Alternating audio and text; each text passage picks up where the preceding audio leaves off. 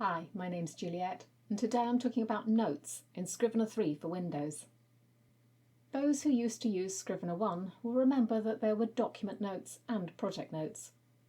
Now there are only document notes, or notes as it's called.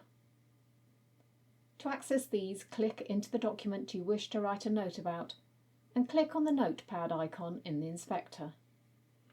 There you will get a box into which you can post any notes about things you need to do in that scene, or characters, or whatever, but it will only be accessible when editing that particular individual document. You can use some simple formatting options on this text by highlighting it and using the main toolbars, or key commands. So what if you want something akin to project notes? That is a section of notes that you can see wherever you are in your manuscript. Well, the solution is now to create a new document for these notes and to bookmark it in the inspector. There is already a notes option in the extras in the binder, and I've changed the name of mine to Project Notes for clarity.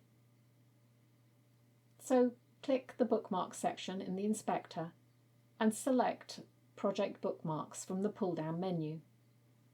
Then drag the notes document or folder over into the inspector and it'll appear in the list. You may already have a couple of things in the list as standard. Now you have a document you can access from anywhere in the binder with your project notes in it. There is another way to view bookmarked documents using Quick View, but that's another topic, and I'll be covering it soon in one of my Scrivener videos. Thanks for watching, and if you've subscribed, I'll see you again next time.